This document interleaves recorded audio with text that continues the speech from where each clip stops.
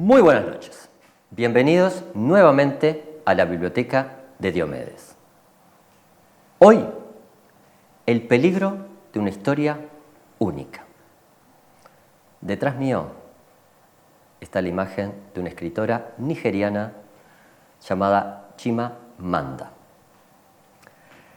Ella logró, como pocos, vertebrar la historia de su vida, una vida muy distinta a las habituales en nuestro mapa cultural. Ella es de clase media nigeriana. Creció en un campus universitario nigeriano. Logró becas internacionales. Desde muy pequeña escribía. Es una autora de renombre internacional, da continuas conferencias entre Estados Unidos, Europa y donde trabaja habitualmente, que es Nigeria.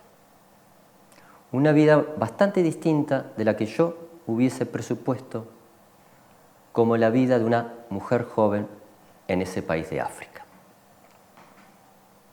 ¿Por qué a mí me cuesta tanto imaginarme esa vida?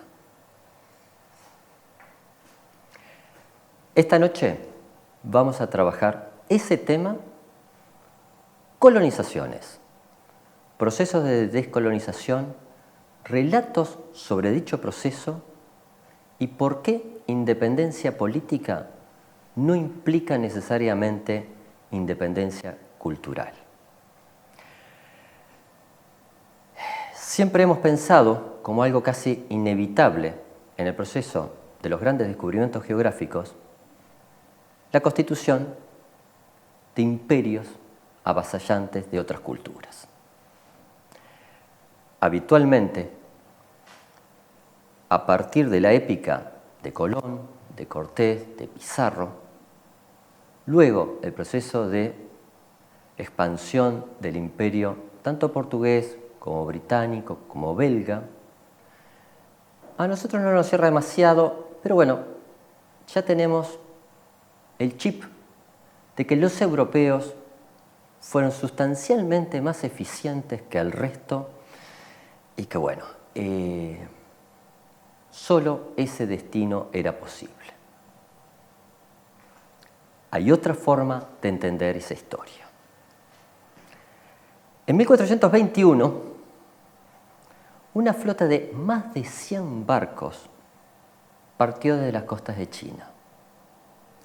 Algunos de ellos tenían 150 metros de eslora. ¿Eso qué significa? Que eran 4 veces más grande que la famosa carabela Santa María de Colón. 3 años estuvieron viajando. Recorrieron las costas del Índico, África, llegaron a Australia, a América, dieron la vuelta por el estrecho de Magallanes, quizás hayan estado en la propia Antártida. ¿Por qué nosotros este libro no lo tenemos ni en el mapa cultural nuestro? Más allá de que fue en su momento un extraño bestseller. Muy fácil, porque la historia es tan loca, tan sorprendente, tan fuera de nuestra racionalidad marcada por el pensamiento europeísta, que se nos hace imposible pensar que esa flota estuviese integrada por botánicos, geógrafos, y que lo que hicieron los chinos fue salir a explorar el mundo para ver cómo era. No para conquistarlo, sí para conocerlo. Tampoco para evangelizar sobre las virtudes de las analectas de Confucio, ni mostrarles que el camino del taoísmo era el camino que tenía que emprender el resto de la humanidad. Para cerrar un poco este tema, también por qué esta historia no es conocida, por una razón bastante increíble. La expedición es enviada por un emperador. Demora 3 años, como habíamos dicho. Cuando regresan, ese emperador había fallecido. Su heredero recibe la flota, recibe el informe, comienza a ver los dibujos de otras tierras, otras gentes, otras culturas, otros animales. Queda tan deslumbrado que entra básicamente en pánico. ¿Qué va a ser de la mente de los campesinos chinos cuando se enteren que fuera de China hay un mundo tan subyugante y tan maravilloso? Que hay otros paraísos. Entonces, con decisión administrativa férrea, toda esta información pasó a ser secreto de Estado. Y la orden fue que no partieran más flotas. Hecho concreto. 70 años más tarde, más allá de si los templarios, los vikingos habían llegado antes o no, el hecho concreto que marineros españoles, portugueses, llegaron a las costas de América. La historia, hasta el hartazgo escuchada, de la hipotética confusión geográfica, surgió de que España, con la mediación del Papa, se repartió con Portugal tierras casi infinitas, riquezas inagotables. Más interesante aún, que algunos bravíos españoles, con escasos 200 soldados, se habían llevado puesto el imperio azteca, que con no muchísimos más soldados aplastaron a los incas.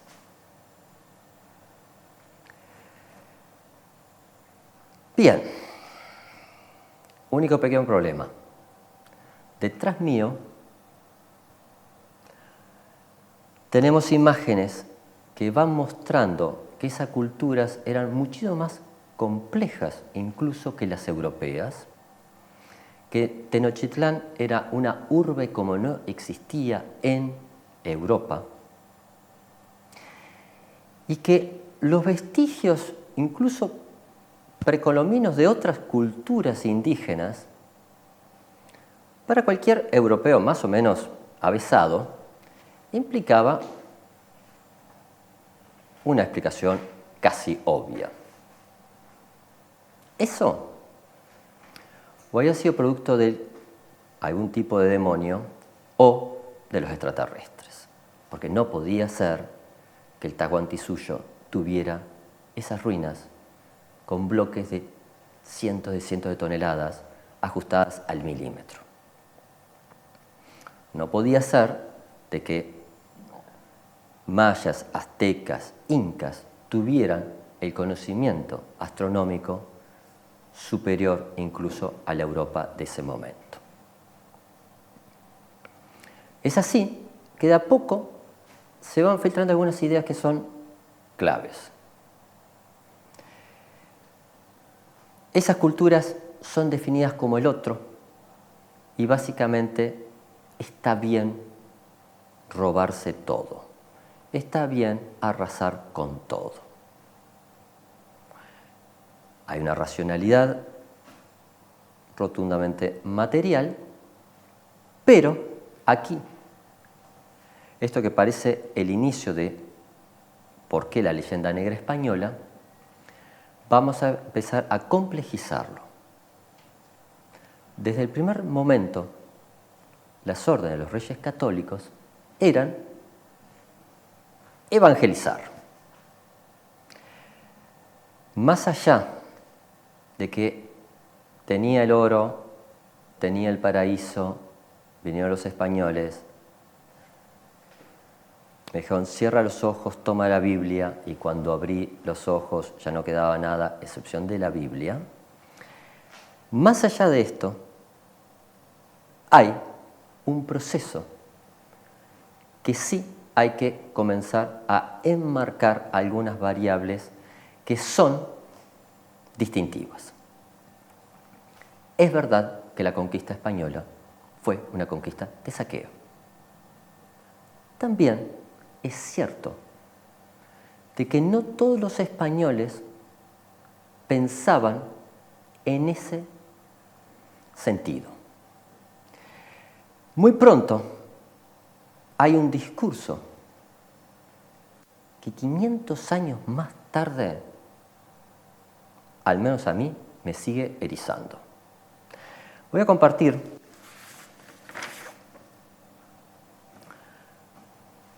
el sermón de un dominico. Todos estáis en pecado mortal y en él vivís y morís, por la crueldad y tiranía que usáis contra estas inocentes gentes. Decid, ¿con qué derecho y con qué justicia tenéis en tan cruel y horrible servidumbre a estos indios? ¿Con qué autoridad habéis hecho tan detestables guerras a estas gentes que estaban en sus tierras mansas y pacíficas? Donde tan infinitas de ellas, con muertes y estragos nunca oídos habéis consumido. ¿Cómo los tenéis tan oprimidos y fatigados, sin darles de comer y curarlos en sus enfermedades, que de los excesivos trabajos que les dais incurren y se os mueren? Y por mejor decir, los matáis, por sacar y adquirir oro cada día. ¿Y qué cuidado tenéis de quien los adoctrine y conozcan a su Dios y Creador y sean bautizados, oigan misa y guarden la fiesta de los domingos? ¿Estos no son hombres? ¿No tienen ánimas racionales? ¿No sois obligados a amarlos como a vosotros mismos? Esto no entendéis, esto no sentís. ¿Cómo estáis en esta profundidad de sueño tan letárgico dormidos? Tened por cierto que en el estado en el que estáis no os podéis más salvar que moros y turcos que carecen y no quieren la fe de Jesucristo. Fray Bartolomé de las Casas. La conciencia de un europeo que inicialmente fue encomendero, que inicialmente guerreó contra los indígenas. Pero era un ser humano. Un ser humano con mucha conciencia y con una visión de trascendencia y que entendía lo que significaba el Evangelio.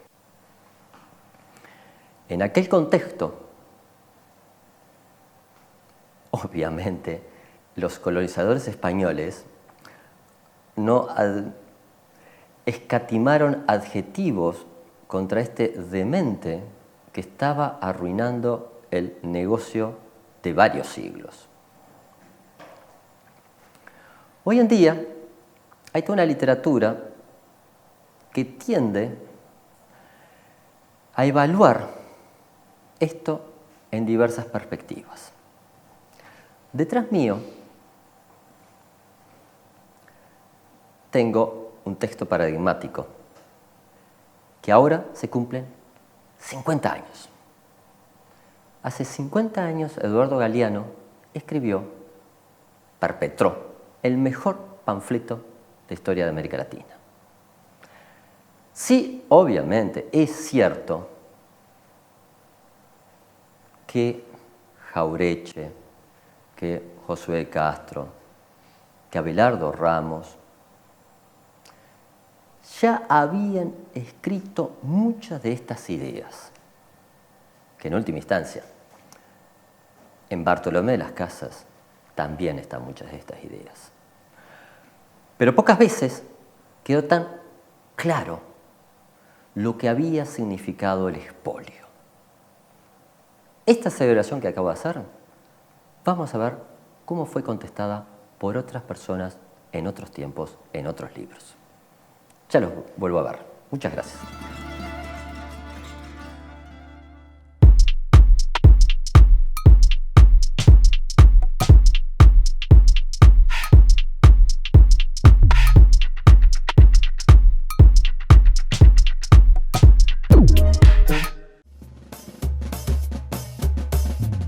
NAJPU dice presente. Saludamos en una nueva conmemoración del 1 de mayo, fecha de gran significación para los trabajadores de ayer, los de hoy y los del mañana. Por eso decimos y ponemos todo nuestro esfuerzo. Primero, la vida. Medidas para frenar los contagios y los fallecimientos.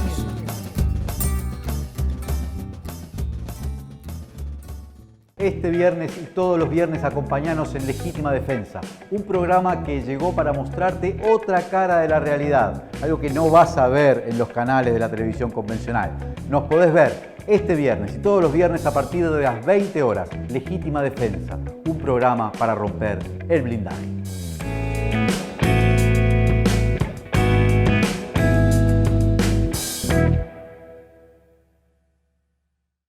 La LUC reduce el Estado cuando más se lo necesita y debilita a las empresas públicas facilitando la privatización.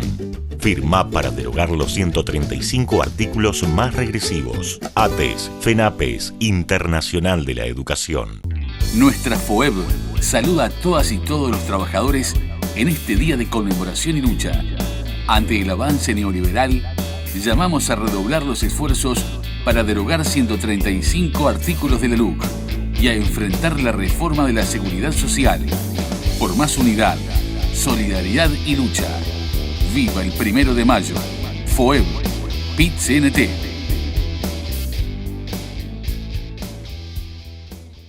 Este 1 de mayo sin duda será distinto. En medio de la peor cara de la pandemia, en el Uruguay, la clase obrera responsable y comprometida decide priorizar la salud y el trabajo. Luchar, sí, pero desde nuestro hogar, desde nuestro barrio. Este 1 de mayo haremos ondear las banderas en nuestros lugares de trabajo, en los hospitales, en las redes, en las ollas populares y en los merenderos, sin juntarnos, pero unidos, a redoblar la lucha. ¡Viva COFE! ¡Viva el PIT-CNT! ¡Viva la clase obrera! Fraternal saludo de parte de FUCBAN a todas las trabajadoras y los trabajadores de este país, que son los que están soportando tanto la crisis sanitaria como la crisis económica. 100.000 nuevos pobres en el país hablan de redoblar el trabajo de la única clase que genera la riqueza en el mundo, las y los trabajadores, los que sostienen la pandemia y los que están soportando la crisis. Por lo tanto, para este 1 de mayo firmaremos para reafirmar nuestros derechos y además para que de una vez por todas el gran capital pague la crisis. Huelen a cedro sus manos. Carpintería en maderas Herc. Placares de cocina y dormitorios, muebles de diseño y restauración. Trabajos garantidos.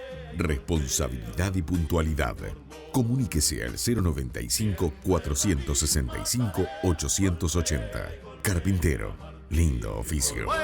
Carpintería Herc. Carpintero, lindo oficio. ¿Quién no lo quiere aprender? Salud, trabajadoras y trabajadores del mundo. Con pandemia o sin ella, la aguja seguirá aportando a la lucha por trabajo, por salarios dignos, por la industria nacional, por verdad y justicia, contra la LUC. Salud, clase obrera. Sindicato Único de la Aguja. PIT-CNT.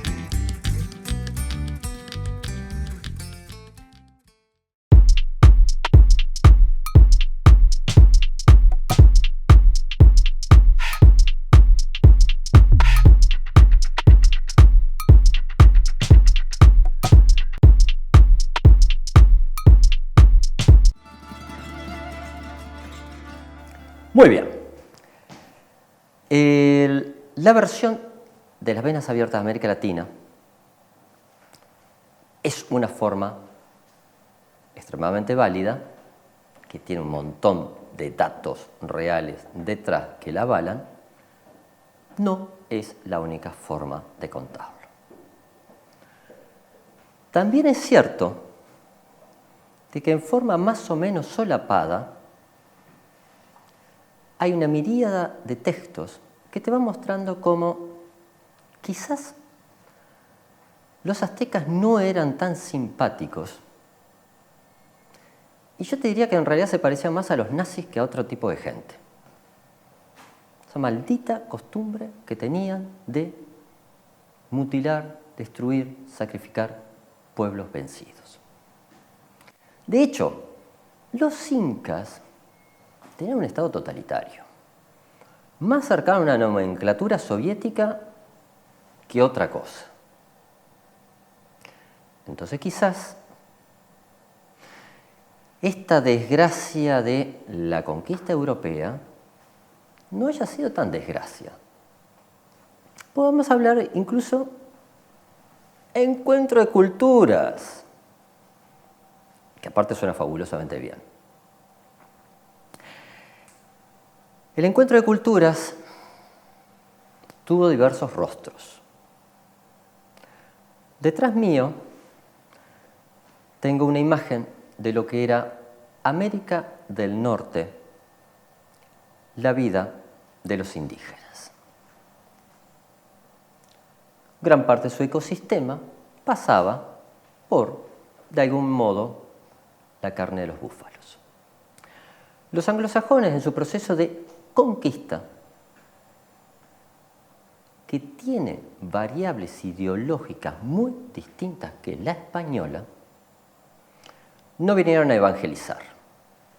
En el bloque previo habíamos hablado, incluso aún más, habíamos hasta satirizado el concepto de que los españoles vivían con la Biblia. En las próximas imágenes vamos a ver cómo eso sí fue relevante. Porque los anglosajones creían básicamente en la eliminación de las poblaciones indígenas. Qué horrible, qué difamación que acabo de hacer.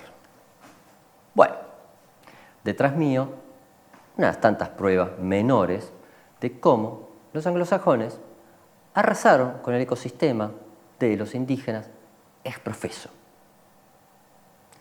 Cómo desprofeso, en ese proceso de exterminio, en cada instante que podían, no es una difamación, está en los documentos de los propios británicos, tenían a bien regalar mantas infectas con viruela. ¿Para qué? Para eliminarlos. ¿Para qué? Go West, para conquistar el oeste. Esto es un dato de la realidad histórica. Pero si uno dijese, qué horribles que son los británicos, qué horribles que son sus descendientes los norteamericanos, es porque, básicamente, uno nunca se puso a tratar mínimamente de acercarse a la pesadilla de lo que fue en África, por ejemplo, los belgas. Los belgas y su estimado rey Leopoldo no vacilaron en mutilar sistemáticamente a las poblaciones, cortando las manos si no traían el suficiente oro.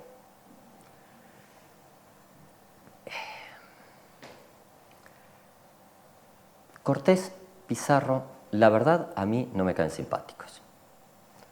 Podemos decir que parte de la contextualización es que esos ambiciosos bastardos segundones que mandó España en ingentes cantidades para América nunca habían escuchado algo que se llama la Declaración Universal de los Derechos del Hombre. Los belgas sí, porque esta imagen no es un dibujo, es una foto. Quiere decir que a fines del siglo XIX, principios del siglo XX, los muy civilizados europeos hacían esto con nosotros. Porque nosotros, para un europeo, para un anglosajón, no somos blancos. Y aquí vamos a internarnos en otro elemento. Hay un libro de una española que logró hacer, yo diría, no un panfleto, pero sí una erudita investigación para tratar de poner las cosas en lo que ella considera su justa perspectiva. El texto se llama Imperiofobia. y leyenda negra. Aquí, esta historiadora, en una forma extremadamente amena, logró rastrear por qué la conquista española tiene tan mala prensa y la anglosajona es la que todos tenemos fantasías de haber tenido.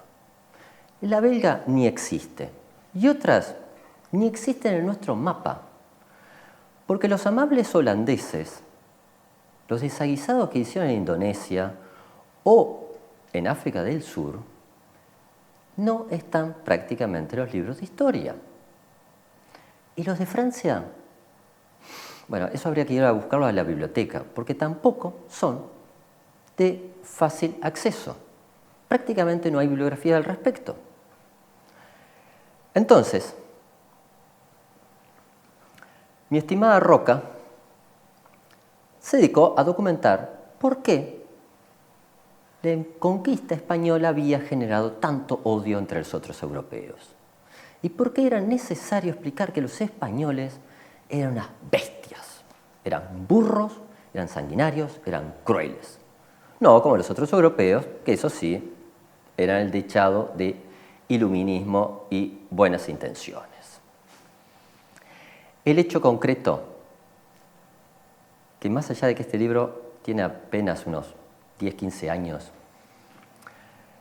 inmediatamente surgió una investigación en el Reino Unido en el que un profesor de historia de los muy objetivos historiadores británicos se dedicó a estudiar el más de un centenar de citas, referencias y datos incorrectos de el libro Imperiofobia. Vargas Llosa, un escritor peruano, actualmente marqués español, se ha dicho también de paso, se ha dedicado a hacer una encendida defensa de este texto, del de Imperiofobia, porque de algún modo entendía que por fin se estaban poniendo las cosas en sus justos términos. Vargas Llosa y toda su familia y sus amigos están en una cruzada para mostrar que si algo nos hizo mal como comunidades fue las venas abiertas de América Latina. El subdesarrollo, tan denunciado por Galeano, por Gunther Frank y tantos otros, no sería necesariamente explicable por los procesos de conquista, colonización y arrasamiento de todo. Eso es historia pasada, ¿a quién le importa? El subdesarrollo está en la mente. Ese es el texto de Harrison. La clave del asunto es que está, si nosotros somos lo suficientemente proactivos, para dar vuelta a esta página y conseguirnos un garage y construir una .com y en un lapso bastante breve empezar a cotizar en Wall Street y hacer un famoso unicornio con millones de dólares de capital, y todo está muy bien, porque este mundo ya no tiene sentido en esta globalización estar hablando de estos bueyes perdidos, de estas historias tan antiguas, de hace 500 años, que ya está. Pero no está, por una razón muy simple, porque hasta el más despistado le tendría que llamar la atención de cómo hasta el día de hoy hay toneladas de libros que explicitan de que la responsabilidad del subdesarrollo está de nuestro lado. Algunos muy bien pensados, algunos muy bien documentados, algunos muy inteligentes, otros bastante tristes. Vamos a empezar por uno inteligente que nos hace pensar unas cuantas cosas, porque la historia hay que contarla de todas las perspectivas. El bien nacer. Marta Canessa, aparte de ser una brillante profesora de historia uruguaya, armó una investigación que te va mostrando cómo la vieja historia de España nos está marcando hoy en día. Aquí, en Uruguay, en toda América Latina. ¿En qué sentido? 1492, Reyes Católicos. Aparte de haber tomado Granada, aparte de haber participado en el financiamiento del descubrimiento de América, estos simpáticos reyes tuvieron unas 6 ideas que de vez en cuando se le ocurrían a los monarcas españoles, que fue el edicto de intolerancia. El edicto de intolerancia básicamente lo que decía es que a partir de este momento un solo rey, una sola religión, un solo Estado. Cosa curiosa, bueno, moros y judíos en ese listado o se convertían al catolicismo, o se iban, o se atenían a las consecuencias. Dato sociológico no tan menor, eran estas comunidades las que habitualmente mantenían ciertos oficios y ciertos saberes. Fueron expulsados, España perdió gran parte, hablando pronto claro muy mal, de su capital humano, más allá de la atrocidad, más allá del horror, más allá de la monstruosidad. Hicieron un muy mal negocio. Pero el peor negocio fue algunas consecuencias indirectas. El señorito andaluz, por excelencia, asumía como tinte de honor que él no trabajaba. De hecho, nadie había trabajado en su familia hacía 2 o 3 generaciones. Porque el trabajo era para otra clase social, para otro tipo de gente. De hecho, el leer, el ser culto, la verdad que no estaba tan bien visto, porque los judíos marranos, la civilización árabe, todo eso propendía a cierto marco cultural. Ellos, con el sermón del sacerdote, la espada y el señorío y sus tierras y las rentas de América, les alcanzaba y les sobraba. Por ende, gran parte de los inmigrantes que nosotros recibimos, al menos en los procesos aluvionales iniciales, estaban muy socializados en un enorme desprecio a los trabajos manuales. Y esto también es parte de nuestra historia y es parte de nuestra problemática. Hay un libro que se llama La historia que nos parió, de Lezama. Libro polémico si lo hay, porque te va mostrando, hablando pronto, claro y muy mal en un resumen atroz que voy a hacer, que la culpa de que seamos unos vagos es la maldita mezcla racial que tenemos de lo peor de los españoles, de lo peor de los guaraníes y de unos indios, otros más de unos negros que tampoco les gustaba trabajar. Bueno, entonces, ¿qué querés hacer con esa mezcla racial? Solamente lo único que vas a sacar es unos hipotéticos cultores de la maldita viveza criolla. Ley del menor esfuerzo, básicamente hacer la mía y el resto que se embrome. Esto que uno podría decir, bueno, quizás esté lindando con el racismo. Bueno, obviamente que está lindando con el racismo. Yo quiero compartir en la despedida de este bloque un texto muy breve de un embajador español que le encantó Uruguay. Hizo un libro que es un gran elogio a nuestra sociedad. Pero no se pudo privar de decir lo que le parecía que estaba mal, que está bastante en la misma línea de lo que habíamos compartido. Entonces el libro se llama Uruguay, el Benjamín de España. Benjamín es algo blando de carácter.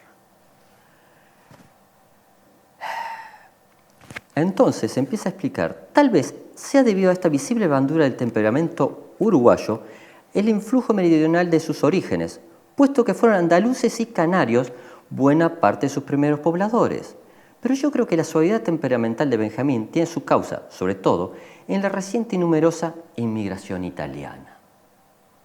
El carácter gaucho autóctono debió ser mucho más agrio y robusto, análogo al del gaucho argentino, simbolizado en el duro y estoico Martín Fierro. En los orígenes del Uruguay hubo, en efecto, muy escaso ingrediente castellano. Faltaron, por consiguiente, las características temperamentales recias y afiladas, un tanto broncas, que singularizaron al hombre de la meseta peninsular entre las tentaciones de nuestra periferia, según la idea de Ortega y Gasset. Aunque luego han acudido al Uruguay tantos gallegos y vascos, pueblos ambos robustos y serios, su influjo no parece haber penetrado mucho en la entraña popular. Esto es tan maravilloso. El único pequeño problema, que la base de nuestra hipotética desgracia, que son los italianos, yo que no soy descendiente de italianos, debo reconocerle que quizás algunos ascendientes de los italianos no solamente construyeron el Imperio Romano, también hicieron el Renacimiento y también hicieron la banca florentina. Por ende, basta de racismo barato. Volvemos en breves instantes. Muchas gracias.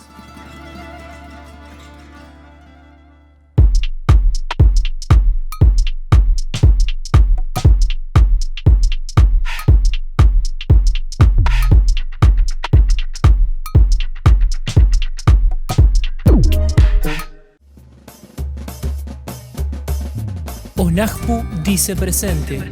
Saludamos en una nueva conmemoración del 1 de mayo, fecha de gran significación para los trabajadores de ayer, los de hoy y los del mañana. Por eso decimos y ponemos todo nuestro esfuerzo. Primero, la vida. Medidas para frenar los contagios y los fallecimientos.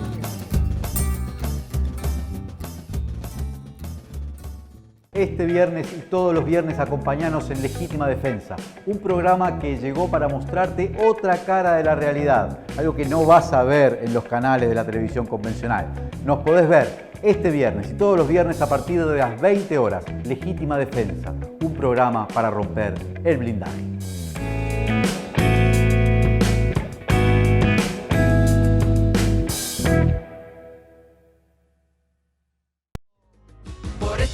Yo firmo por un país más seguro. Esta es la oportunidad. Pones tu firma al futuro. Por este país yo firmo por un país más seguro. Esta es la oportunidad. Pones tu firma al futuro.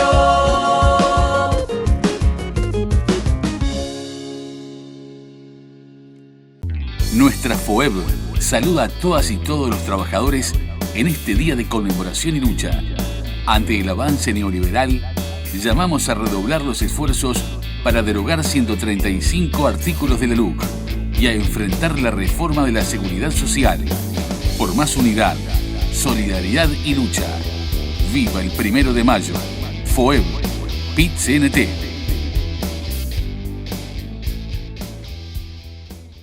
Este 1 de mayo sin duda será distinto.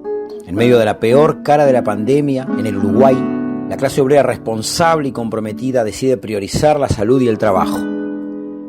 Luchar, sí, pero desde nuestro hogar, desde nuestro barrio.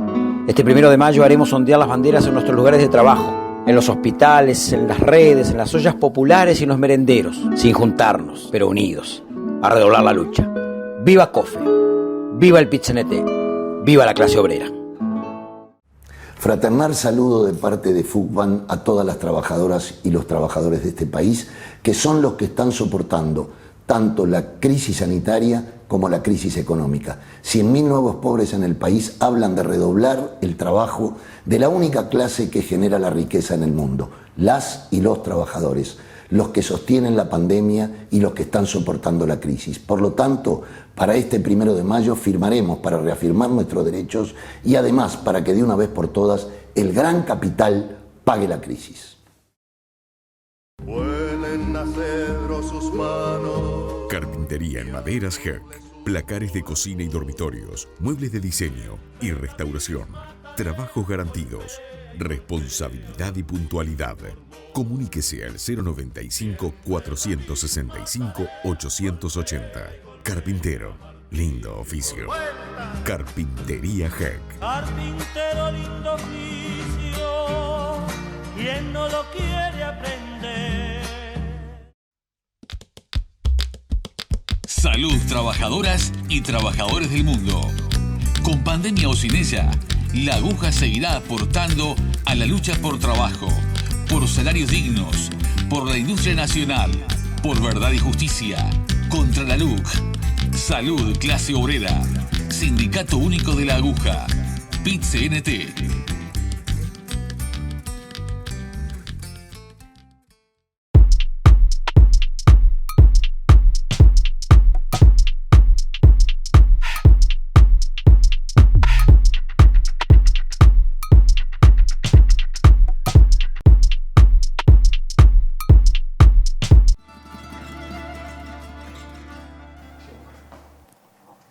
Bienvenidos nuevamente.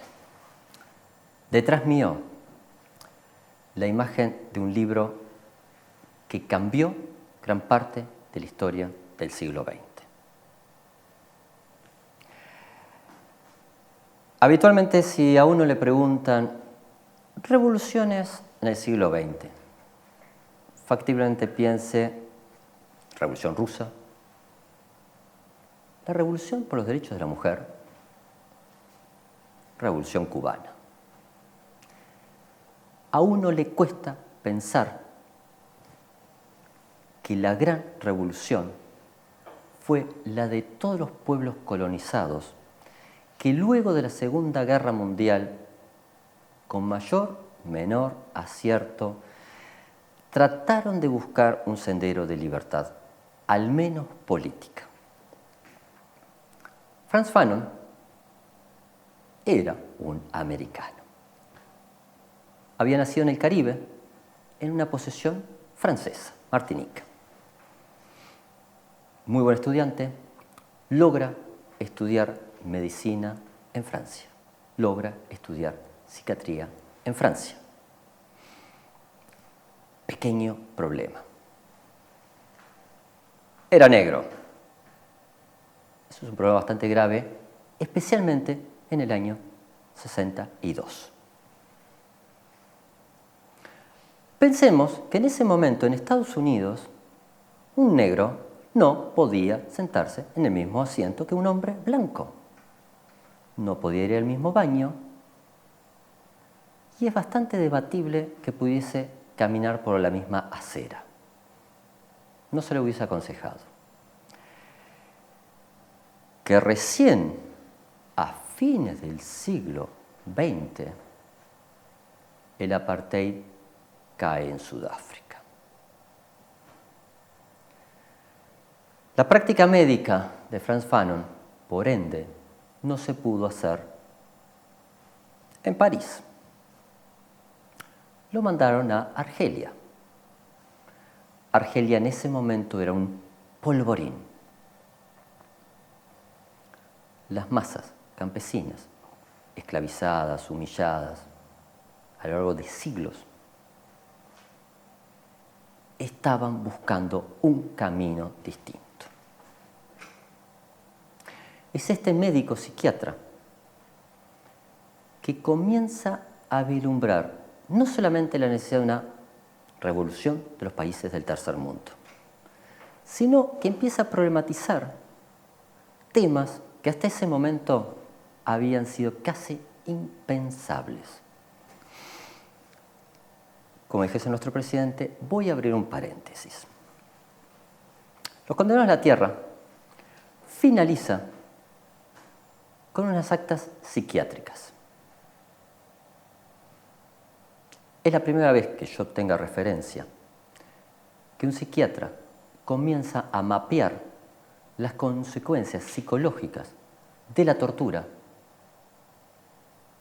ya no en el torturador, ya no solamente la familia del torturado, sino en la vida del torturador y en la familia del torturador. Cierro paréntesis. Frantz Fanon, como pocos, logra ver que una cosa era ser negro, tener la piel negra, pero tener una máscara blanca. ¿Qué significa esto? Lo que ya habíamos trabajado en el bloque previo, hay muchos relatos muy contrapuestos de por qué una sociedad es subdesarrollada. Gran parte de dichos relatos tienden a revictimizar a la víctima. Esto es, nosotros somos subdesarrollados, corruptos, atrasados, vagos, bueno, por culpa nuestra, por decisión nuestra, y bueno, porque a su vez no podemos con todas las malditas razas inferiores que tenemos detrás nuestro. Frantz Fanon, de una forma muy combativa, te dice algo muy paralelo a lo que nuestra amiga nigeriana decía. Es muy difícil comenzar a hablar con voz propia. Habitualmente, cuando los países, las sociedades, los individuos de los países dominados comienzan a hablar, hablan con la lengua, con la ideología, con la mente, con el significado del discurso europeísta. ¿Esto qué significa? Que los caminos de la liberación real, humana, son extremadamente difíciles. Chimamanda contaba cómo cuando ella era chica tan solo leía literatura inglesa. Su familia era muy culta. Leía autores norteamericanos, autores ingleses. Por lo tanto, ella que arranca a escribir, ¿de qué escribe? De niños blancos jugando en la nieve. Casi ciencia ficción en Nigeria. Pero luego dice algo quizás más choqueante. Ella vivió en Estados Unidos. El sueño americano, increíblemente, no era tan sueño norteamericano. O al menos no incluía a todos, o al menos no le incluía demasiado a ella, que obviamente debía haber estado jugando con leones cuando era pequeña. Era una familia que obviamente no conocían el auto. Ella continuamente leía sobre el espanto de la frontera con México, de por qué había que detener a esos malditos mexicanos narcotraficantes, violentos. Un día viaja a México. Vergüenza sintió ella al darse cuenta que lo que ella pensaba sobre los mexicanos era tan solo el discurso blanco, anglosajón y protestante. Ella, que era nigeriana, no había logrado pensar que quizás esos niños mexicanos, esas familias mexicanas, gente que trabajaba, gente que soñaba, gente que estudiaba, eran demasiado parecidos a ella, que sentían las mismas cosas que ella, pero ella había tan solo tenido introyectado ese discurso del desprecio, del odio, de un odio interesado, porque si nosotros no tenemos dignidad, no tenemos autoestima, no queremos nuestra historia, no nos queremos a nosotros, ¿cómo vamos a hacer para pararnos en un mundo? Ese es quizás el gran tema clave de esta noche. Yo querría invitarlos a tratar de pasear por dos clásicos que a mí me gustan mucho. El primero, una vez más, a Rodó y el Ariel. El entender que desde el principio del 900 en Uruguay hubo alguien que vio claramente que nosotros tenemos cosas buenas. La cultura latina tiene cosas buenas. No la neguemos. La cultura anglosajona tiene cosas buenas.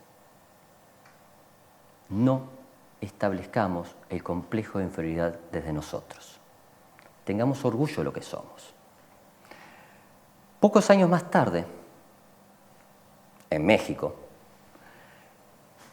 demasiado lejos de Dios, demasiado cerca de Estados Unidos, de algún modo, el gran padre ideológico de la Universidad Autónoma de México, que sea dicho de paso, se asienta sobre la primera universidad que tuvo América, porque la UNAM está construida sobre la Universidad de San Marcos.